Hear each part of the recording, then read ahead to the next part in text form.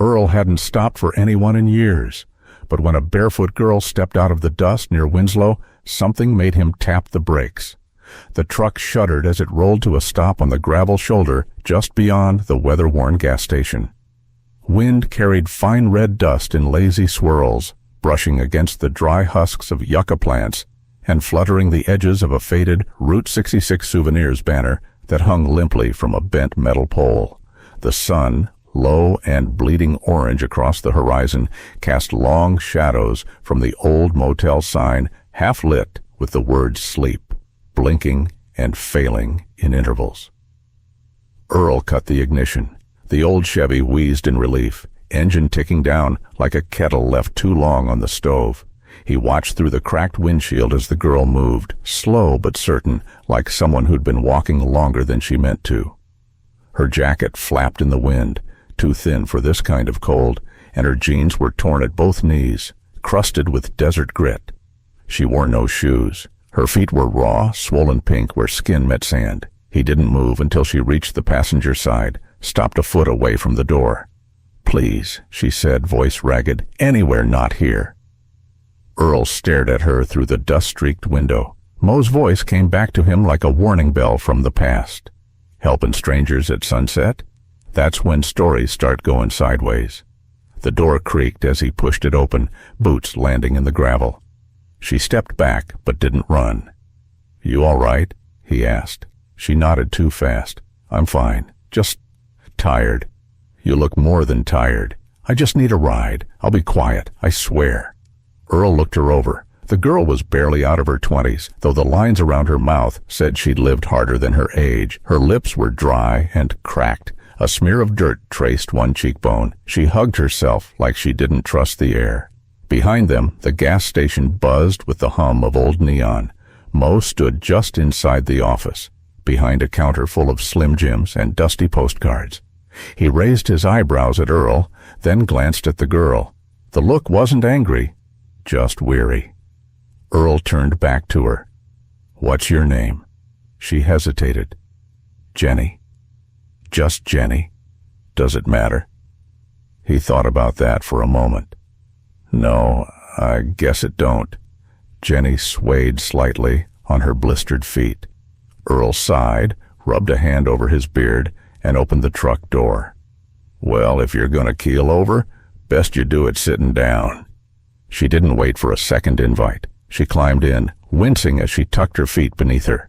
Inside, the cab smelled faintly of engine oil and cracked leather. Tape held the rear-view mirror in place, and the glove box was secured with a broken belt looped through the latch. A battered CB radio sat wedged beneath the dash, silent but still wired. Earl paid Mo in cash, like he always did, slid an extra $1 across the counter without a word. Mo leaned forward and said, low, "Looks like trouble in Denham." Earl didn't disagree. Back in the truck, he adjusted the mirror.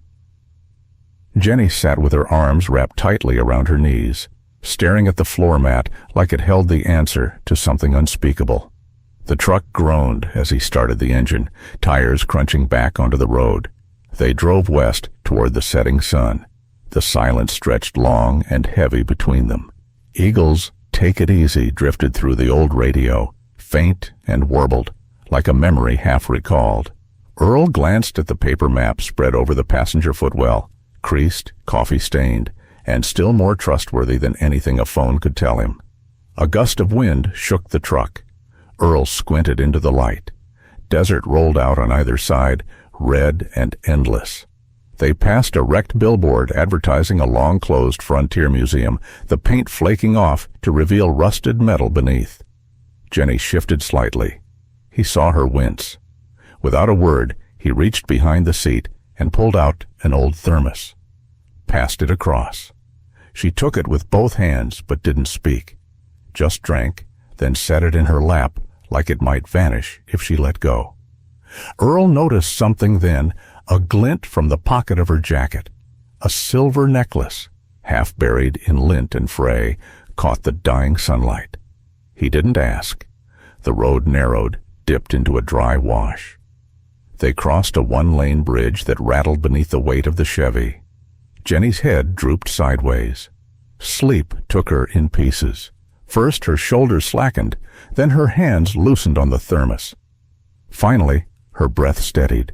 Her body curled toward the door like a stray dog finding a warm patch of floor. Earl adjusted his grip on the wheel. He should have let her be someone else's problem. But something about the girl, the quiet panic in her eyes, the way she never quite stopped watching the rearview mirror, unsettled him. They rounded a curve near the county line. That's when he saw it. A black SUV parked just off the road, half hidden behind a row of mesquite. Its engine idled low, lights off, windows tinted darker than factory. Earl's eyes flicked to Jenny. Even in sleep, her shoulders tensed. Earl mutters, "She's not just lost, she's running." All Earl wanted was a napkin. What he got was a thick envelope full of cash and contracts with government seals.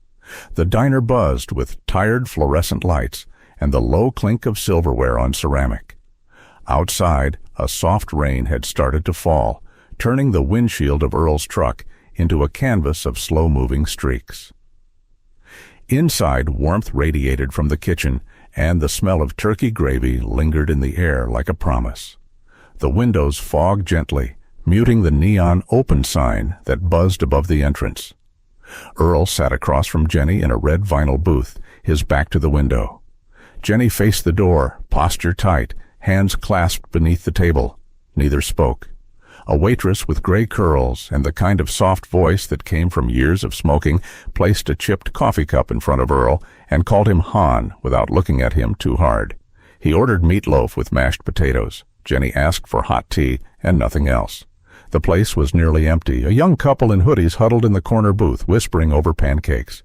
The TV behind the counter played muted headlines, weather alerts, some out-of-focus footage of a press conference in Phoenix. A banner in the corner read, "Thanksgiving Eve Turkey and Pie Special." Jenny kept glancing at the door like it might break open any minute. Earl drained half his coffee and excused himself to stretch his knees. Outside, he stood under the diner's yellow overhang, lighting a cigarette out of a habit more than craving. His eyes scanned the lot. The rain had thickened slightly, coating the asphalt in a reflective sheen. His truck sat parked just off to the side, alone and quiet. He climbed in to grab a rag from the glove box, something to wipe condensation from the dashboard. When he popped it open, the belt that kept it shut slipped loose. The envelope fell out with a soft but unmistakable thud onto the floor mat. Earl stared at it for a second. The seal had been sliced open, its flap torn. He picked it up. The paper was damp, corners curled. Inside, thick bundles of cash, hundreds, stacked tight and banded. Beneath them, papers, heavy stock, stamped. One page read, "Confidential," in red ink. Others looked like contracts, company letterheads. One bore a circular government seal. Earl exhaled through his nose and tucked the envelope under his arm. Rain pelted the hood of the truck. Back inside, Jenny flinched when the door jingled. He slid into the booth, dropped the envelope on the Formica table between them. She didn't look surprised, just resigned. "You left this where I keep old receipts and coffee stirrers," he said flatly. Her throat worked once before she answered. "You weren't supposed to see that."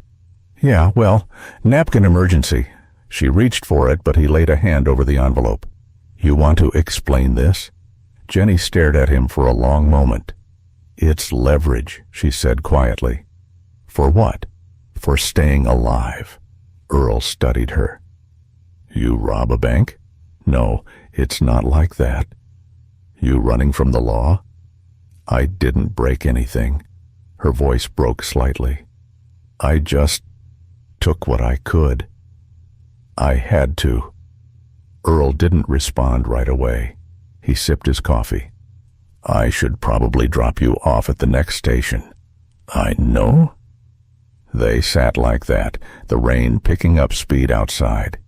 A sudden shift in the room pulled Earl's eyes toward the television. A grainy image of Nathan Whitman, CEO of Solaron Energy, flashed on screen. He was standing at a podium, shaking hands with a senator. The chyron below read, "Whitman to announce energy infrastructure plan tomorrow." Jenny flinched. Not a big movement, Not even a sound, but enough for Earl to notice. Enough for the look on her face to give something away. He glanced down at the envelope again. The waitress returned, balancing 2 plates. Meatloaf with mash, and tea for the quiet one. And this, she slid a plate with a thick slice of pecan pie toward Earl, is on the house. You look like you need sweetening. Thanks, he muttered. Jenny blinked at the pie. Earl pushed it halfway toward her. You eat? She hesitated, then nodded barely and pulled it closer. A few quiet minutes passed. Forks scraped ceramic. Jenny took small bites. At one point she glanced up and said, so softly he almost missed it, "Thank you." Earl didn't answer. He kept his eyes on his meatloaf and let her have the silence. She played with the ring on her finger, a delicate thing, too fancy for someone with torn jeans and blistered feet. It didn't seem to fit her, not really. Earl pushed back his plate. "This is a mess," he muttered. Jenny looked up. Her eyes were darker now, heavier. "If my father finds me, I vanish. No trial, no news, just gone." Earl's hands tensed around his coffee mug. "Tell me who your father is." Jenny turns away. "You wouldn't believe me.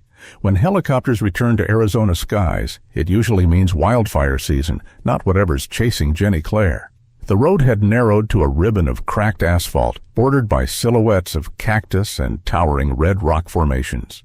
Wind had picked up, howling through the canyon gaps, pushing against the old Chevy like an invisible tide. Earl kept both hands steady on the wheel. The headlights reached only so far, slicing into a purple-black night that swallowed everything past the hood. He glanced sideways. Jenny sat with her legs tucked under her, arms hugging herself, eyes locked on the passenger side mirror. She hadn't said a word since the diner, not since the envelope. The CB crackled softly, white noise and a burst of clipped static. A garbled voice, almost robotic. "Zone 4, confirmed, hold until..." Then silence. Earl turned the volume down without looking. His jaw was tight. Moe's voice echoed in his head like a sermon from someone who'd seen too much.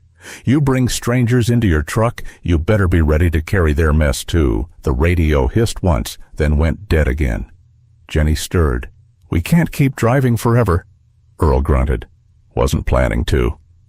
They rounded a bend. An old highway sign leaned to one side, paint faded and rusted. It flickered in the headlights long enough for Earl to read it. Pine Haven, Thanksgiving Market, Nove 23. He exhaled through his nose. Small place, quiet. Jenny didn't answer. Another 10 minutes passed before she spoke again. Her voice was thin but steady. "My real name isn't Claire." Earl didn't shift. Figured. "It's Jenny Whitman." The name landed like gravel on metal. Earl kept his eyes on the road. "As in Nathan Whitman?" She nodded. "His daughter." He didn't say anything. Jenny stared at her hands. "He arranged a marriage to lock in a merger. I was a pawn, a daughter with a price tag. Didn't want it? I wanted a life. I wanted to breathe without being handed off like cattle." She reached into her jacket, slowly, and pulled out a small black USB drive. She held it out. "I grabbed everything I could from his vault. Contracts, shell companies, offshore accounts. It's all in here." Earl gave it a sideways glance, then returned his gaze to the road. "And now they're chasing you." She nodded. "They don't care about me. They care about what I took." Above them, a low rumble split the wind. At first, Earl thought it might have been thunder, but then he saw the lights. 2 steady beams sweeping across the sky. Helicopter blades thumped the cold air, growing louder. "Down," he snapped, and yanked the wheel. The truck veered off-road, tires crunching over gravel and brush. Dust exploded around them. He found a narrow canyon path and pushed the truck into it, headlights bouncing as they dipped into uneven terrain. "Hang on." They dropped into a dry wash, the undercarriage scraping rock. Earl saw a shadowed overhang just ahead and gunned the engine. The truck jerked to a halt beneath it, tucked between 2 boulders and a clump of mesquite. The rotor blades beat closer, then faded. In the stillness, Earl reached across and turned off the ignition. For a moment, the world returned to silence, except for the wind and both of their breaths. Jenny clutched the USB like it might disappear. She looked smaller in that moment, curled in the passenger seat, her knees drawn up, jacket too thin against the cold. The cabin light flickered above her, but didn't come on. Earl leaned his head back against the seat. "Back in the war," he said softly, "used to lay under plywood listening to those rotors, waiting to see if they passed or turned around." Jenny looked at him, and they always turned back. He let the quiet sit for a while. Jenny rubbed her arm, pushing up a sleeve. Earl caught sight of a faint bruise just below her shoulder, yellowing at the edges. That did it. He reached into the glove box and pulled out the envelope again, set it on the dash. "This is enough to make folks disappear. You sure you want me in this?" She didn't answer right away, just turned the USB over in her hands. Finally, she whispered, "Why'd you stop for me?" Earl stared into the dark. "Couldn't tell you, just did." Jenny swallowed. Her fingers trembled, but she set the drive down gently between them. "You're the first person who didn't ask what I could offer." The words hung there, suspended in the narrow cab like something sacred. He didn't respond, just reached for the keys. The engine sputtered, then again, then nothing. Earl tried once more. The starter clicked, but wouldn't catch. Jenny's eyes widened. He looked up. Headlights flicker far behind them. Rain turned the desert to mud, and a busted truck left them no choice but to hole up in a cabin that hadn't seen life since Reagan was in office. The door stuck, swollen in its frame from years of storms and sun, but Earl leaned in with a shoulder and forced it open. Inside, the air was thick with mildew and dust. The dim outline of an iron stove stood crooked in the corner, and a stack of rotting firewood leaned against a wall where mouse droppings trailed like punctuation marks of abandonment. Jenny stepped in behind him, dripping from the rain. Her hair clung to her face in wet strands. She said nothing, just wrapped her arms tighter around herself. The floor creaked beneath their weight as they crossed to the stove. Earl knelt, wiping away spiderwebs and rust flakes. "Still remembers how to breathe," he muttered as he opened the hatch. The grate groaned in protest. He found a dry bundle of pine kindling under the bench by the window, still wrapped in yellowing newspaper from 2003, and began stacking it with slow, practiced care. Jenny paced once, then sat on a broken bench beneath a warped window. Wind rattled the pane, and water ran down the glass in rivers. Her eyes followed the flames as they caught. They lit slowly, but steady. She didn't move until the room started to warm. Earl stirred the fire, adjusted a vent, and set a dented pot on top. It would take time, but he'd brought water in from the truck. He opened a can of beans and another of cornbread, splitting them between two tin plates. Jenny accepted hers with a nod and began to eat, mechanically at first, then slower. "My mother left when I was 10, she said quietly, not looking up. "I used to think she was weak. Now I think she was brave." Earl didn't respond right away. He stared into the fire like it owed him something. "Beth, my wife, she passed while I was under the hood of a '72 Dodge, fixing someone else's engine. She called. I didn't pick up. Told myself I was too greasy to touch the phone." He leaned back against the wall, eyes on the ceiling. "Never forgave myself." Jenny held her plate in both hands. "You stayed behind. Didn't see the point of leaving." They lapsed into silence. The only sound was rain on the roof and the soft creak of firewood expanding in the heat. Jenny reached into her pack and pulled out the envelope. She opened it slowly and spilled the contents onto the floor between them. Documents slid out, folded contracts, Xeroxed memos, yellowed spreadsheets with names and numbers. One page had the words, "Energy Consolidation Private," stamped across the top in bold red ink. Another bore signatures and the Solaron logo. Earl sifted through them with his fingertips, careful not to smudge the already blurred ink. One sheet caught his eye, a list of senators with attached donation amounts. Some of the names he hadn't heard in years. Others were still on TV every Sunday. "You realize," he said slowly, "this doesn't just burn your father, it burns half the damn map." Jenny didn't blink. "Then light the match." Earl stared at her, watching the firelight flicker across her face. For the first time, she looked older, not in years, but in weight. Like the burden she carried had finally made itself visible. He leaned forward and reached for the USB drive, still tucked in her coat pocket. She pulled it out and offered it to him without hesitation. "If I don't make it," she said, her voice barely audible over the wind, "you do." He took it, turned it over in his calloused hands. It was nothing but a black sliver of plastic and wire, but it felt heavier than any wrench he'd ever held. The wind howled harder, pressing against the cabin walls like a presence. Earl stood, moved to the window, and adjusted the warped frame. Water was starting to drip through the top corner.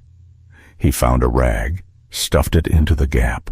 Jenny stood slowly, wrapping herself in the wool blanket that had been draped over a rocking chair. She stepped toward him. "You cold?" he asked, voice softer now. She hesitated. "Could I borrow your coat?" He shrugged out of it without a word and handed it to her. It hung large on her shoulders, the sleeves falling past her wrists. Earl returned to the stove, poking the fire to coax it higher, hummed a line of an old country tune, off-key, something forgotten but familiar. Jenny sat down again and curled up beneath the coat, eyes closing for the first time in what felt like days. The light from the fire danced across the ceiling, warming the dark. Somewhere outside, muffled but unmistakable, came the faint noise of tires rolling over wet rock. The sign reads, "Welcome to Pine Haven, Pop 864. For a town this small, trouble had already beaten them there. The road narrowed as they crested the final hill, revealing a spread of rooftops tucked along a quiet lake rimmed with brittle reeds. Pine Haven sat nestled beneath tall trees, their needles flicking down like green snow with every tug of the wind. The streets were clean, the storefronts freshly painted in shades of rust, cream, and faded blue. A banner stretched across Main Street read, "Thanksgiving Market. Wed only." Beneath it, a wooden turkey wobbled in the breeze beside a stack of gourds. Earl downshifted and coasted past a garage with a hand-painted sign that read, "Rick's Auto, we're better than lucky." The place looked closed. Everything did, except the cafe on the corner, glowing warm through foggy windows. They stopped at a cabin-style motel just past the library. The clerk barely looked up. Earl paid in cash. Jenny signed her name as Jane. Her pen barely touched the paper. Inside the cabin, it smelled faintly of pine cleaner and wood paneling. There were 2 twin beds and a television with a remote duct-taped to the nightstand. Jenny sat on the edge of one bed, holding a styrofoam cup of tap water. Earl stood by the window and watched a flag flutter outside, half twisted on its pole. "Hungry?" he asked. She nodded. They walked to the cafe through a swirl of dry leaves. A boy on a bike rode past, his cassette Walkman clipped to his belt, headphones oversized for his head. He looked at Jenny for a second too long, then kept going. Mrs. Keller's cafe smelled like cinnamon and boiling carrots. A chalkboard near the register listed the day's specials: roast chicken, apple slaw, sweet potato pie. Inside, a handful of folks lingered over late lunch, their voices low and easy. Old photos hung on the walls, black and white shots of loggers and the lake in summer. Mrs. Keller greeted Earl with a tired smile. She wore a blue apron dusted with flour and a pair of reading glasses around her neck. "Sit anywhere you like, stranger," she said. "We're running short on time and long on gratitude today." Jenny offered to help in the back. Keller didn't ask questions, just handed her an apron and a bowl of apples. Earl took a seat near the window, his eyes drifting between the street and the kitchen door. He heard Jenny laugh, small but real, when Keller told a story about burning 3 turkeys in a row during the blizzard of '89. After a while, Earl stood and asked if Keller had a wrench. She pointed to the back sink. "Leaks every time I wash greens," she said. "Never could talk my nephew into fixing it." He crouched down, hands steady. The old copper lines creaked, but the fix wasn't hard, just forgotten. Sheriff Len walked in as Earl was wiping his hands. Tall, lean, eyes slow-moving but sharp. He nodded once. "Used to have hands like yours," he said. "Grease under every nail." Earl nodded back. "Takes a while to wash out." They didn't say more. Jenny emerged from the kitchen, sleeves rolled, flower on her wrist. She wore Earl's flannel over her shirt. It hung loose, but the collar was turned up the way he always wore it. Earl watched her across the room. For a second, it looked like she belonged. Outside, the wind changed. A black SUV rolled quietly past the front window, windows tinted, engine low. It didn't stop, just moved like it was memorizing the place. Sheriff Len watched it too, jaw set, but said nothing. As the light faded, Keller handed Jenny a slice of pie and foil. "That's for later," she said. "It's not always this quiet. Holidays stir the pot." Jenny smiled almost. "Thanks." Billy, the boy from earlier, reappeared on the sidewalk. He knocked gently on the glass and held out a keychain shaped like a tiny blue truck. Jenny stepped out to meet him. "It's for luck," he said, then pedaled off without waiting for thanks. That night in the cabin, Earl read an old magazine by lamplight while Jenny sat on the floor with the USB drive in her lap. Rain ticked lightly against the windows. Just after 10, someone knocked once and left. Earl opened the door to find an old police band scanner sitting on the top step. Sheriff Len's cruiser was already pulling away, taillights fading. He brought it inside, set it near the window, and turned the dial. It hissed, then caught a clipped voice. "Visual confirmed. Female. Pinehaven. Wait for command." Jenny turned to Earl. "I guess nowhere really means nowhere." On Thanksgiving morning, while most people carved turkeys and watched parades, Pinehaven got a flyover. Black helicopters, no flags. Fog curled off the lake like steam from an old kettle, rolling in slow and low. The surface of the water was still, broken only by the occasional ripple of a bird skimming close or a leaf dropping from the trees above. The town was quiet, porches hung with corn husks and pumpkins, hand-painted signs declaring gratitude and early closures. The window of Keller's Cafe read, "Thankful Today," closed at noon in bright orange chalk. Jenny walked along the gravel path by the shore, hands buried in Earl's flannel. Her breath came in soft clouds and her boots crunched with each step. Earl followed behind, slow and watchful. He hadn't asked where she was going. He didn't need to. She wasn't running this time. A sudden gust of wind stirred the fog, and with it came the low, unmistakable thrum of blades. They stopped. Earl looked up. The black helicopter emerged from the clouds like a shadow peeled from the sky. No insignias, no flag. Just steel and silence and slow movement. From the other end of the road, tires hummed over asphalt. A black SUV, identical to the one they'd seen in town the day before, pulled up and eased to a stop, blocking the main street.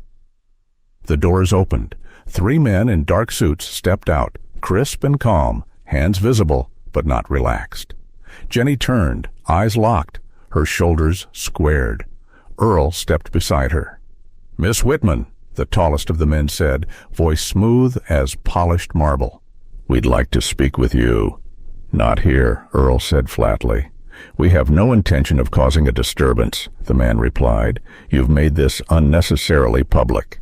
Jenny took a breath, steadying. "You showed up with helicopters and silencers. Don't talk to me about public." Before the men could respond, another vehicle pulled in behind them. A battered pickup truck. Sheriff Len stepped out, followed by Mo, still wearing his gas station vest despite the chill, and a woman with a camera bag and a press badge clipped to her coat. The reporter raised a phone, already filming. Mo walked straight past the suits and handed something to the reporter. A second USB, taped into an old envelope with oil smudges on the flap. "She gave me a copy," he said gruffly. "In case." The lead security man shifted slightly, eyes flicking toward the camera, then back to Jenny. The reporter clicked her mic. "Phoenix Times. Can you state your name?" Jenny's voice was clear. "My name is Jenny Claire Whitman, and I'm done running." The wind picked up, carrying her words across the dock and the diner steps. For a long beat, no one moved. Then the man gave a curt nod, turned, and walked back to the SUV. The other two followed. No confrontation, no arrests, just silence, like stone. The helicopter banked slowly and veered away. Jenny let out a long breath and turned to Earl. His face didn't show much, but she saw the relief in his jaw unclenching. Around them, Pinehaven stirred. Keller peeked from behind her door. Billy waved from the porch with his Walkman swinging from his hand. The moment passed, absorbed by the town like water into dry earth. By the time they made it back to the cafe, the windows were steamed with heat from ovens and boiling cider.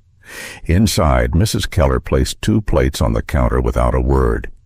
"You made it just in time for dessert," she said.